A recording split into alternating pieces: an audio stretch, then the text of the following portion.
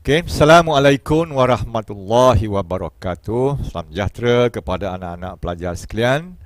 Kita bertemu pula dalam taklimat sukatan pelajaran geografi STPM bagi semester 2. Sebelum ini saya sudah bicara apa kandungan semester 1. Sekarang kita masuk pula kandungan semester 2, iaitu 942/2. Ulang ingat balik, 942 adalah kod untuk kertas geografi, 2 merujuk kepada semester 2. Baiklah anak-anak sekalian, apa yang akan kita pelajari nanti dalam kuliah ini? Pertama, berkaitan dengan kandungan sukatan geografi semester 2. Kita nak belajar apa semester 2 ni pula? Okey, tahun depan ya. Tahun depan baru kita jumpa semester 2. Dan apakah format peperiksaan bagi geografi semester 2? Baiklah. Bagi semester 2, 942/2, kita akan jumpa sama macam semester 1 juga, bahagian A dan bahagian B. Cuma topiknya berlainan. Topik bahagian A tak ada kena-mengena dah. Topik SEM 1 tak ada kena-mengena dah dengan topik SEM 2. Baik. Bahagian A dalam SEM 2, anak-anak akan belajar geografi alam sekitar fizikal yang mengandungi 2 tema, 2 tajuk. Apa itu? Sistem atmosfera dan sistem hidrologi. 2 tajuk juga. Atmosfera dan hidrologi. Baik. Bahagian B pula, geografi alam sekitar manusia, juga mengandungi 2 tema ataupun 2 topik, iaitu pembangunan ekonomi dan impak alam sekitar serta globalisasi ekonomi dan kerjasama serantau. Jadi 2 topik bahagian A, 2 topik bahagian B terkandung dalam semester 2. Seperti mana SEM 1, dia juga mengandungi 4 topik. Beres ya? Jadi tempoh pengajaran pun sama selama 120 waktu. Pada akhir semester 2, calon akan dinilai melalui peperiksaan akhir semester. So, calon dibenarkan mengulang peperiksaan atau memperbaiki grade pada akhir SEM 3 nanti. Seperti mana berlaku dalam SEM 1, kalau calon tak puas hati, masih lagi tak dapat A, belum dapat A, maka dia perlu ulang. Dia boleh ulang di SEM 3 nanti untuk membolehkan dia dapat A. Okey, sebab kita akan gunakan prinsipal yang terbaik untuk masuk ke universiti. Jadi ingat ya, SEM 1 boleh ulang, SEM 2 boleh ulang, SEM 3 tak boleh ulang lah. 2 SEM sahaja yang boleh diulang. Alright.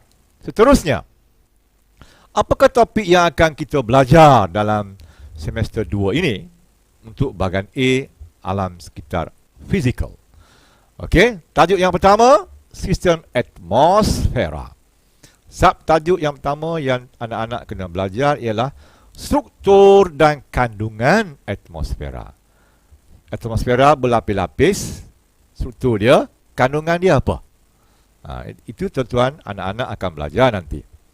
Subtajuk yang kedua, cuaca dan iklim, iaitu unsur-unsur cuaca dan imbangan bahangan, imbangan suhu. Itu anak-anak akan belajar dalam tajuk yang kedua. Tajuk yang ketiga, cuaca dan iklim lagi, taburan suhu secara menegak dan juga mendatar. Okey, mengapa semakin tinggi suhu semakin rendah? Baik. Topik yang ketiga, cuaca dan iklim juga, itu kelembapan udara, kestabilan atmosfera, sejatan dan pemeluapan dan juga awan. Okey, itu satu bab, okey, satu subtopik. Baik, seterusnya. Seterusnya berkaitan dengan tajuk yang kelima, iaitu cuaca dan iklim lagi, tapi kita kait dengan kerpasan. Okey, sudah sebut kerpasan ni, hujan, salji, embun, macam tu ya. Jenis-jenis kerpasan dan mekanisme pembentukan hujan, perolakan dan juga hujan orografik. Okey, yang keenam, cuaca dan iklim, tekanan udara, edaran umum atmosfera, angin lah tu. Okey, gangguan atmosfera. Okey, mungkin pernah dengar perkataan siklon tropika, pernah dengar perkataan La Nina, pernah dengar perkataan ini, semua kita akan belajar nanti ya. Baik, tajuk yang ketujuh, kaitan atmosfera dengan manusia, pengaruh cuaca dan iklim terhadap aktiviti manusia. Yang ke-8, fenomena iklim, El Nino, La Nina, siklon tropika, duduk di sini. Okey, anak-anak akan belajar ini semua ya. Kemudian yang ke-9, perubahan iklim, masih lagi di bawah sistem atmosfera ya. Perubahan iklim itu kesan rumah hijau dan juga penipisan lapisan ozon. Yang ke-10, mikro iklim bandar, pulau haba, pencemaran udara, jerebu, hujan asid, dan diakhiri dengan tajuk yang ke-11 iaitu kemahiran amali sistem atmosfera. Habis bab topik atmosfera, ada 11 subtajuk semuanya. Kurang lebih 2 bulan selesai untuk topik ini.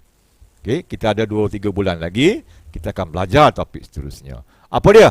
Topik yang kedua dalam bahagian A iaitu sistem hidrologi pula.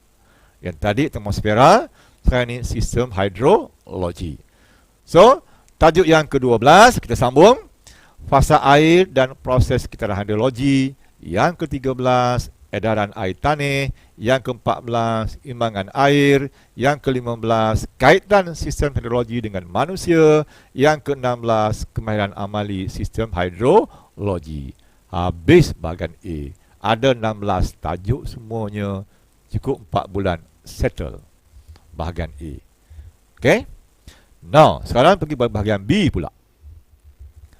Bahagian B iaitu alam sekitar manusia. Alam sekitar manusia, tajuk yang pertama ialah pembangunan ekonomi dan juga impak alam sekitar. Okey. So, di bawah tajuk yang pertama ini, subtajuknya ialah pengenalan sektor-sektor ekonomi, jenis, ciri, kepentingan, perkembangan, isu masalah, kesan kepada alam sekitar dan juga langkah mengatasi. Ini secara umum lah, baru ya. Kemudian baru masuk kepada spesifik, tajuk yang kedua, sektor ekonomi primer, pertanian. Tajuk yang ketiga, ekonomi primer lagi, perikanan. Kita akan belajar bab demi bab tu ya. Kemudian yang keempat, sektor primer, perhutanan. Yang kelima, sektor primer, pelombongan. Yang keenam, sektor sekunder, industri dan pembinaan. Yang ketujuh, sektor tertiar, pengangkutan dan telekomunikasi. Okey, yang ke-8, sektor tertiar lagi, pelancongan dan R&D. Yang ke-9, proses pembangunan ekonomi.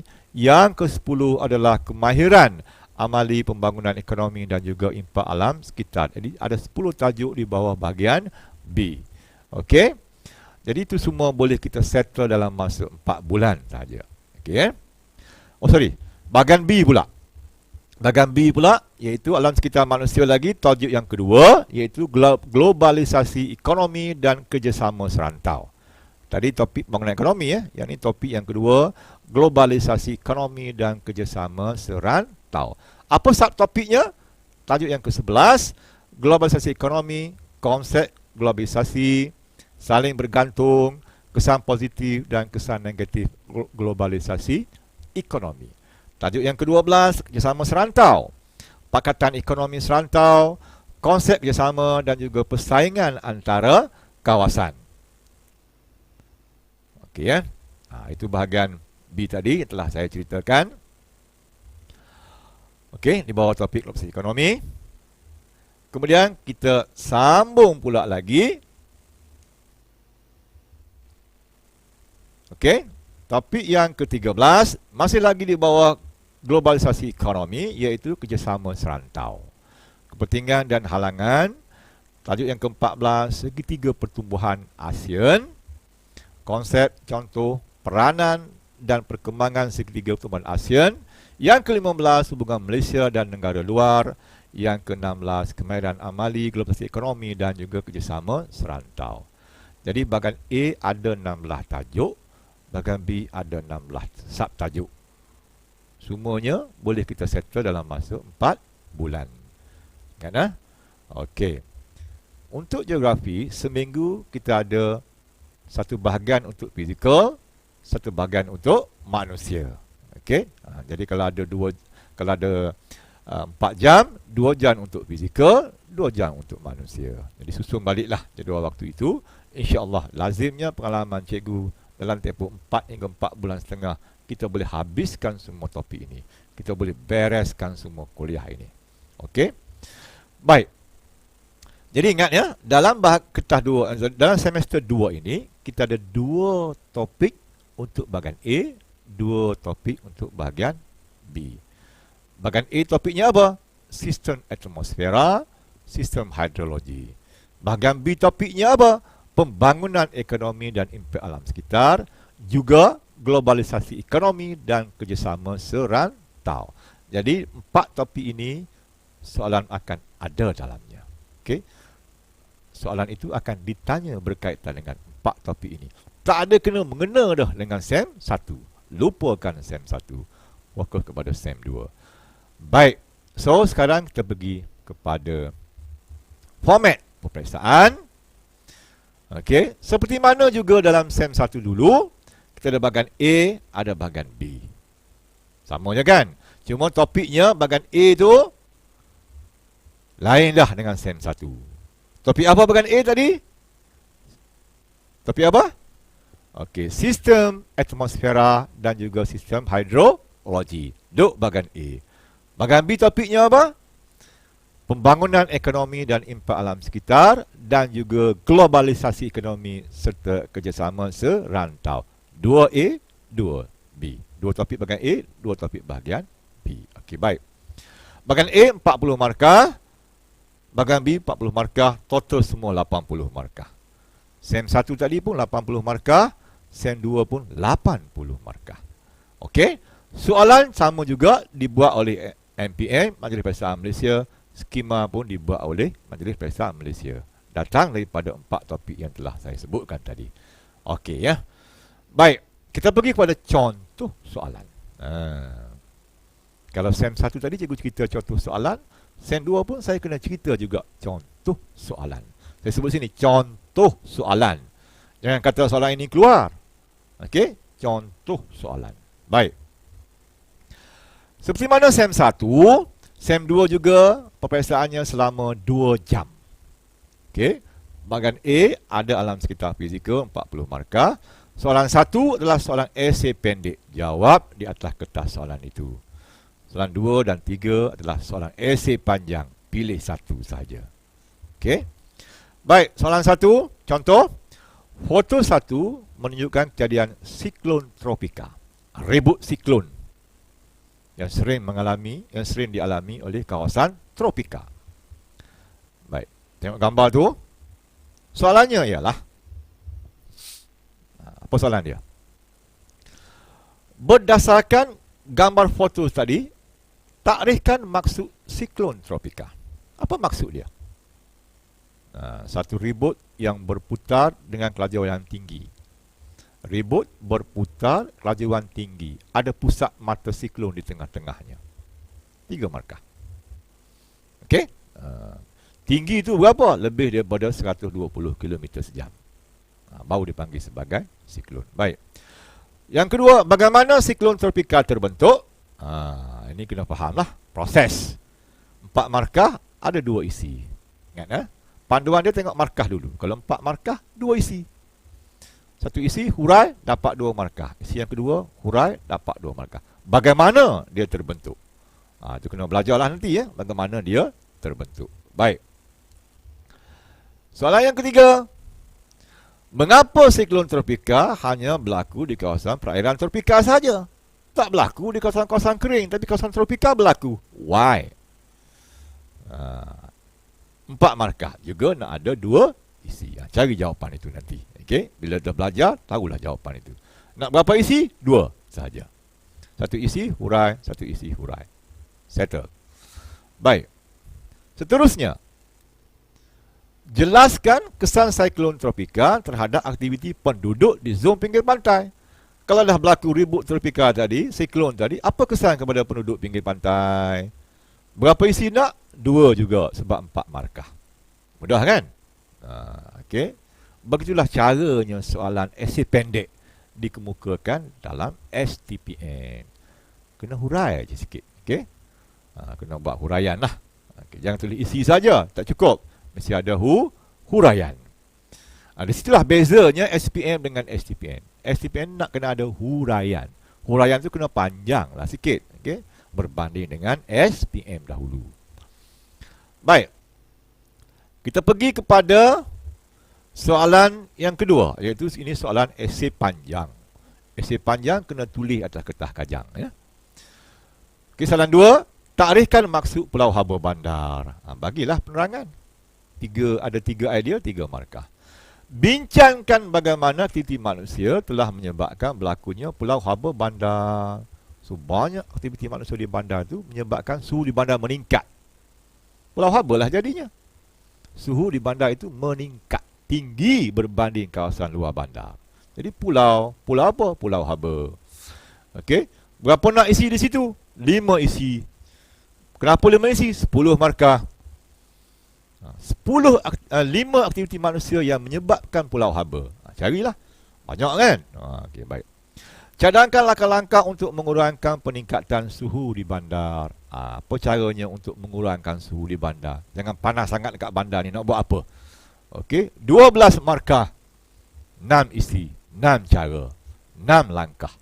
Okey, huraikanlah. Jadi dapat markah penuh. Tak susah kan? Mudah saja. Itulah dia cara gaya soalan Form C itu ditanya. Baik, saya sambung lagi. Soalan 3. Sama ada soalan 3A atau 3B. You boleh pilih. Soalan 2, 3A, 3B. Pilih satu saja. Jawab satu saja. Okey. Apakah yang dimaksudkan dengan larian air permukaan? Sejauh manakah faktor hujan mempengaruhi larian air permukaan? Cadangkan langkah untuk mengurangkan kesan akibat hakisan larian air permukaan. Ini fizikal, ya. Okay. Jawab kat situ, kat esei, ya. Baik, seterusnya. Soalan 3B. Jelaskan faktor yang menyebabkan imbangan air negatif. Bincangkan kesan imbangan air negatif ke atas alam sekitar fizikal dan juga alam sekitar manusia. Ini juga esei panjang. Jawab seperti mana cikgu terangkan tadi, ya. Baik, ini contoh soalan saja. Okey, nanti saya akan masukkan bahagian teknik menjawab. Okey. Seterusnya, bahagian B, alam sekitar manusia pula. Yang tadi fizikal, yang ni manusia. Okey. Soalan esei pendek. Soalan 4 ni esei pendek. Wajib jawab. Jawab di mana? Jawab atas kertas kajian. Jawab atas buku soalan lah. Kertas soalan itu. Apakah yang dimaksudkan dengan eko pelancongan? 3 markah. Tuliskan. Ada 3 idea, dapat 3 markah. Okey. Kemudian, bagaimanakah aktiviti pelancongan dipengaruhi oleh alam sekitar fizikal? Bagaimana aktiviti pelancongan dipengaruhi oleh alam sekitar fizikal? Okey. Kita ada apa ni? Eko pelancongan, kan? Okey. So terangkan di situ, ambil 2 faktor. Sebab 4 markah nak 2 faktor saja. Okey, soalan C. Huraikan 2 kepentingan eko pelancongan kepada penduduk Malaysia. Apa gunanya eko pelancongan kepada penduduk Malaysia? Carikan 2 kepentingan. 4 markah, 2 kepentingan. Huraikanlah. Okey. Kemudian, cadangkan langkah untuk memajukan eko pelancongan di Malaysia. Cadangkan apa langkah-langkah untuk memajukan sektor pelancongan di Malaysia. Nak 2 langkah saja. Pasal apa 2? Pasal 4 markah. Itu panduan dia. Tengok 4 markah. 2. Pasal apa? Satu isi itu mesti dihurai bernilai 2 markah. 2 kali 2, 4. Selesai. Okey. Kita pergi pula kepada soalan 5. Ini soalan esei panjang. Tulis kat mana? Tulis kat kertas kajang. Okey. Soalannya berbunyi begini. Pilih sebuah negara di Asia Pasifik dan jelaskan masalah yang dihadapi oleh perikanan pinggir pantai. Yang kedua, kesan yang ditimbulkan oleh perikanan pinggir pantai. Yang ketiga, B, nilaikan program yang dijalankan untuk memajukan sektor perikanan di Malaysia. Jawab atas kertas kajang, ya. Itu soalan 5. Soalan 6. Ada 2 pecahan, A atau B, boleh pilih. 5, 6A, 6B, pilih jawab satu sahaja. Okey. 6A, takrifkan maksud globalisasi ekonomi. 3 markah. Malaysia, soalan 2, Malaysia memerlukan negara luar dalam memajukan ekonominya. Jelaskan tentang ini. Mengapa kita perlu bergantung kepada negara luar? Cari 5 isi, 10 markah. Bincangkan kesan globalisasi ekonomi terhadap sebuah negara. Ada kesan positif, ada kesan negatif. 6 isi di situ, kali dengan 2 dapat 12 markah. Okey, itu 6A. 6B. Nyatakan 3 pakatan segitiga pertumbuhan ASEAN, 3 markah. Okey. Jelaskan kepentingan pakatan segitiga pertumbuhan ASEAN dalam memajukan ekonomi wilayah berkenaan, 10 markah, 5 isi. Pilih sebuah segitiga pertumbuhan ASEAN, jelaskan masalah yang dihadapi untuk memajukan pakatan ekonomi tersebut, 12 markah, 6 isi.